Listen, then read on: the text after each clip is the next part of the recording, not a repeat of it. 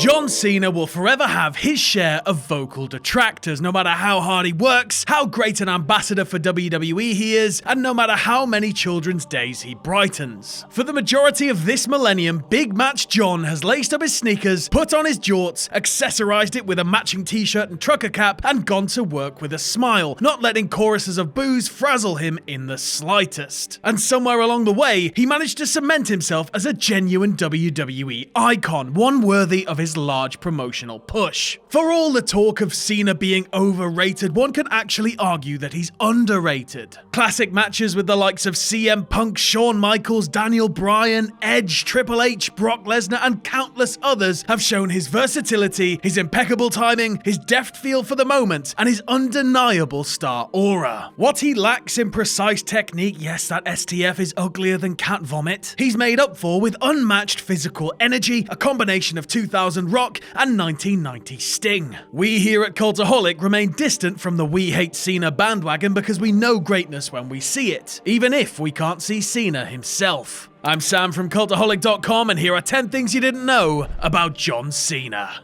Join us! Number 10. Athletic genes. Generational stars in wrestling are hardly a rare concept, as it seems like everybody that wrestled at the 1989 Survivor Series had a kid or two that decided to give wrestling a go. WWE's now at the point where they've had 3 third-generational wrestlers win the WWE title in The Rock, Randy Orton, and Bray Wyatt. And as it turns out, Cena's a generational athlete of a somewhat unconventional variety. Yes, his father, John Cena Sr., would gain notoriety as New England wrestling personality Johnny Fabulous, but the real sportsman of the family comes from Cena's mother's side. Cena's maternal grandfather is a man named Tony Lupien, who through most of the 1940s played professional baseball in the majors for the Boston Red Sox, Philadelphia Phillies, and Chicago White Sox. Lupien had a modest on-field career, batting in 230 runs and hitting 18 home runs, before retiring to become a respected collegiate coach. Lupien was regarded as an excellent teacher as well as a knowledgeable speaker on the subject of labor relations in pro baseball.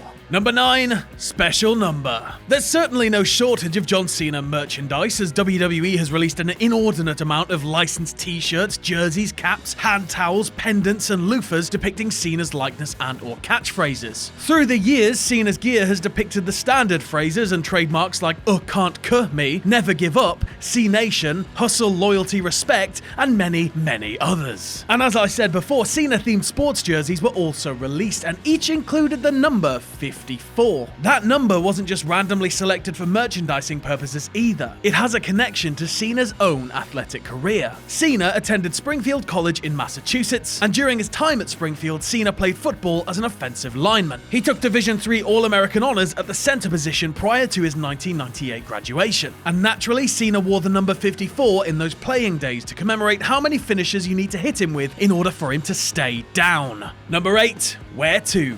Upon graduating college, Cena did not initially pursue professional wrestling. Instead, like many wrestlers that would come before and after him, Cena looked to make it as a bodybuilder. As a young teenager, Cena asked for a weight set for Christmas to help him stand up to school bullies, and as his adult musculature has shown, he clearly took to the discipline. To chase his bodybuilding dreams, Cena moved to Venice Beach, California after graduation, where he would support himself with several jobs, including, naturally, working at Gold's Gym. One other job that he would undertake was that of a limousine driver, and by Cena's admission, it was a job that he was exceptionally bad at. Growing up in a small town, Cena wasn't used to navigating such a vast area, especially in a time before GPS was prevalent. The constant screw-ups and latenesses grounded Cena, who admits that such failures gave him a sense of humility and accountability at a young age. Number 7. Wrestling machine.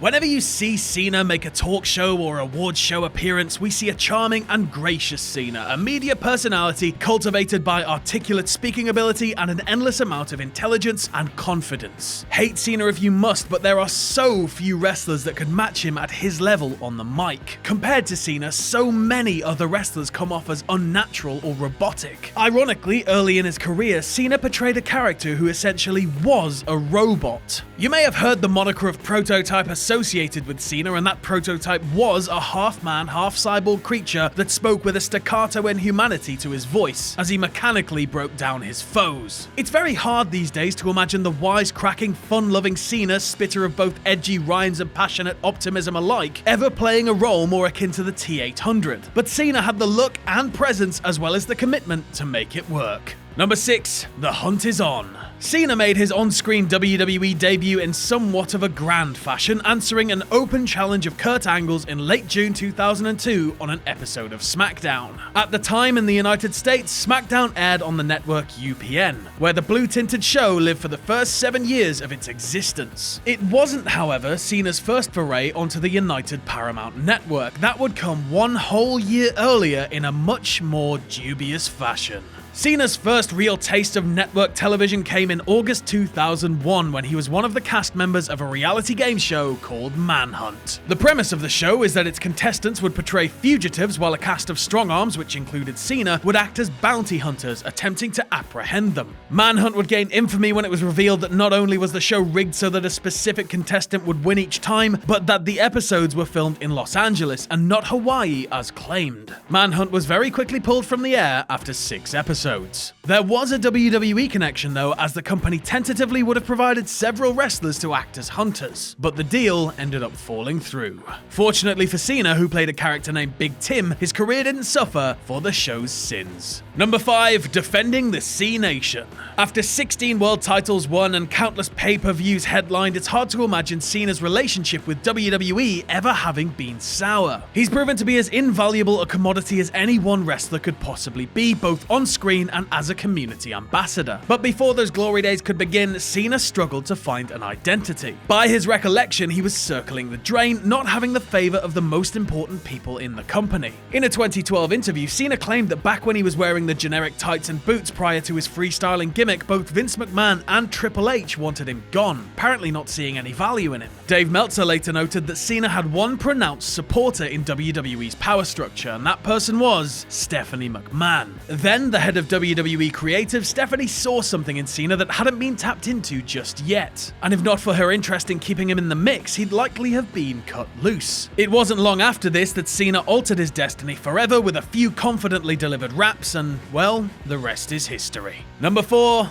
The Wishmaster. Sometimes we forget that WWE's brand of wrestling really is a show for kids. A chance for the unjaded to indulge in their heroes and villains with childish glee, eschewing star ratings and backstage gossip, suspending any disbelief for something that resembles a comic book come to life. John Cena is the closest thing to an in-ring Superman to the youth of the world, and he takes his position as a role model very seriously. In August 2015, Cena's status as a hero was affirmed when he became the first individual, wrestler or otherwise, to grant 500 wishes for the Make-A-Wish Foundation. Following in the footsteps of Hulk Hogan, himself a frequent choice of many kids connected to the foundation, Cena is among more than 50 wrestlers that have granted wishes this millennium, and he's by far the most requested star. Cena has also stayed in touch with many of the families whose children have had their wishes granted by him, saying, "I want them to have an experience that will stay with them forever." Number 3. The Golden Mile. Cena had a WrestleMania moment of sorts taken away from him in 2003 when rapper Fabulous wasn't able to be present for a promoted rap battle against WWE's Doctor of Thugonomics. While Cena's time as a WrestleMania performer began on that inauspicious note, he would soon embark on a bit of history that is absolutely unparalleled. Beginning with WrestleMania 20 the following year, John Cena would compete in a title match at 8 consecutive WrestleManias. It started with him defeating Big Show for the United States title in the opener at 20, which would be Cena's first title win on WWE's main roster. From there, it was all world title matches, a stretch that would see Cena go 5-2 overall, including 3 title wins and 2 successful defenses. Overall, 10 of Cena's 14 WrestleMania matches have been for championship gold, and it's highly unlikely that we will ever see somebody compete in 8 straight ever again. Number 2, wins and losses matter. Cena's most peculiar WrestleMania moment had to be the one at WrestleMania 34, where he spent weeks calling out an invisible Undertaker, acting quite heel in the process, before getting trounced by the dead man in under 3 minutes come the big day. It was an odd way to present something that should have been a dream match, especially with WrestleMania's winning a star on hand. While the match itself was nothing special, Undertaker and Cena do at least share membership of a very exclusive club. Cena is the only wrestler, aside from Undertaker of course, to have reached double-digit wins at WrestleMania. Overall, Cena sits at 10-4 on the big stage, notching that 10th victory alongside his ex Nikki Bella over The Miz and Maurice at WrestleMania 33. Cena would certainly have to conjure up some of the prototype cyborg qualities if he intends to match Undertaker's 24 victories, but being second place to WWE's Grim Reaper bears no shame at all. And number 1, 3 of a kind.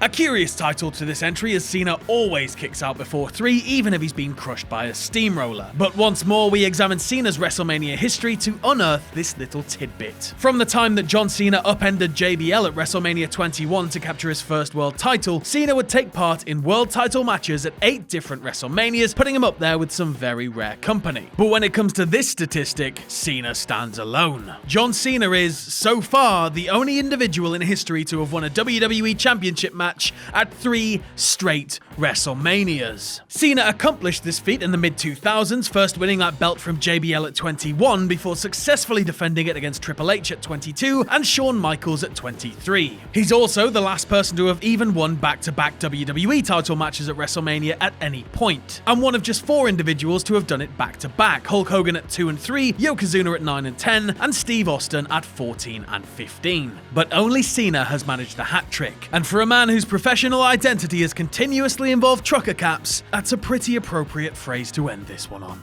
And that's our list. I've been Sam from Cultaholic.com. You can follow me on Twitter here. You can follow all of us at Cultaholic. If you like what we do here at Cultaholic, you can check us out on Patreon at patreon.com/Cultaholic. And no matter what you do, don't ever forget to hit subscribe and join us.